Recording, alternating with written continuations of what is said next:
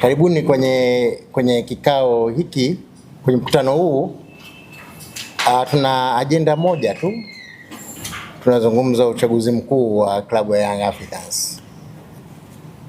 Kama mnavyoelewa, ibara ya 29 ya katiba ya Yanga inaelekeza kuwa muda wa mamlaka na madaraka wa kamati ya utendaji ni miaka minne.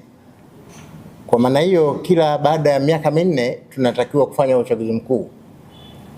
Na uchaguzi mkuu uliopita tulifanya mwaka 2022 na sasa ni 2026.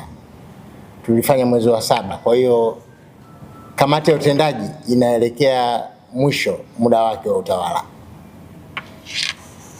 Sasa kama kawaida yetu, kwa utaratibu wa katiba, wajumbe ambao wanaingia kwenye mkutano mkuu kupiga kura wanatoka kwenye matawi yaliyokidhi vigezo vya kisheria. Manake tuna sheria, katiba yetu yataka wajumbe 5 kutoka kila tawi. Wajumbe hao nao uchaguzi wao ulifanyika mwaka 2022. Maana yake kwamba mpaka leo mwaka wa 4 muda wao umekwisha. Sasa kabla hatujakwenda kwenye uchaguzi mkuu, lazima tupate wajumbe wa mkutano mkuu ambao wanatoka kwenye matawi, ambao ni mwenyekiti, katibu, mweka hazina na wajumbe 2 wa mkutano mkuu, ambaye mmoja ni mwanamke kama yupo. Kwa hiyo kupitia mkutano huu natoa wito, kamati ya uchaguzi inaelekeza matawi sasa kwanza kuhuisha kamati zao za uchaguzi ama kuteua kamati za uchaguzi kuanzia kesho. Alafu waanze mchakato wa kufanya uchaguzi kwenye matawi kuanzia kesho tarehe 13.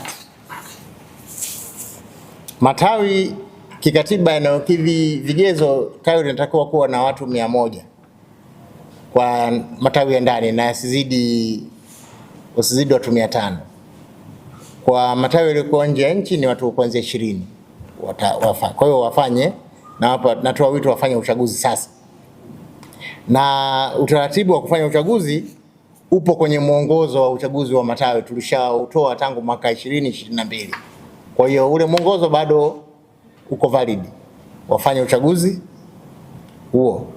Na kwa maana hiyo wanatakiwa kuanza kesho tarehe 13 mpaka tarehe 26 mwezi huu wa 7, wanapotakiwa kuleta majina ya washindi hapa klabuni.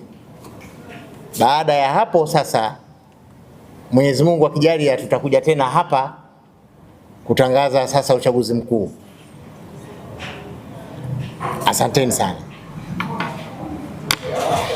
Asanteni sana wanahabari.